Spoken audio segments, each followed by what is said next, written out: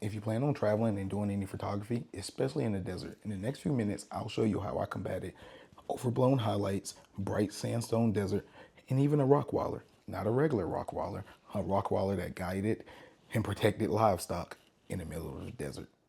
And he was not playing around. Let's get to it. Welcome back to the channel. My name is Shelby. I make weekly landscape photography tip videos and behind the scenes architectural shoots. Subscribe for more. All right, let's start with red rock.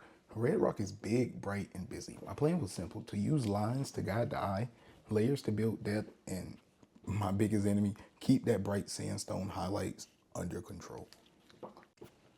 I started with the classic S curve in this road. I placed the road entering from the bottom left corner, and then I let it snake up towards the right. The curves kind of carry your eye through mid-ground and into those glowing cliffs. I kept the horizontal on the upper third to make the land feel, a little dominant, and I underexposed slightly to protect the sunlit rock details. The horse crossing sign on the right just gives a tiny scale, without stealing the attention of everything else.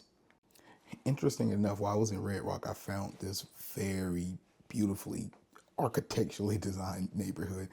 For the neighborhood scene, the story was human versus geology, right? I stacked 3 layers, foreground shrubs on the roof line and kind of in the lower third, and the ridge line in the upper third, right? I kept the camera level so the architecture stays straight. You really want that building straight or it'll mess up the photo.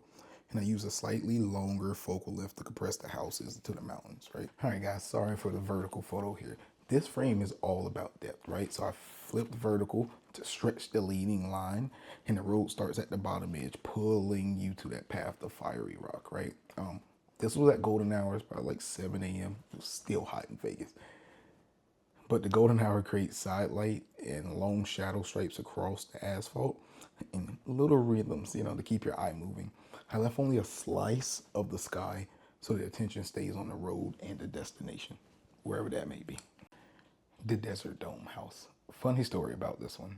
I sat in my car for 20 minutes while I stared dead in the eye of a rock waller. Not a regular rock waller. This was a farm rock waller that stayed in the desert. And I got punked. So I had to come back the next morning while bro was off doing whatever he had to do and capture this beautiful home. So the dome house, I use negative space to sell the openness of the desert, right? The subject sits on the lower third and the mountains form a kind of mid layer and a clean blue sky fills the top half. I use some foreground rocks to add texture, and the block on the right just balances the weight of the dome on the left. It's a simple rule of thirds frame that just felt spacious. I really like this composition. So for our scene at Red Rock Canyon, the theme was the same. We had different subjects, but same approach. I led the eye, I stacked clean layers, and I exposed for the bright sandstone and that bright sky in the back. Just a quick tip: keep your edges tidy, keep the camera level, and let the light do the heavy lifting.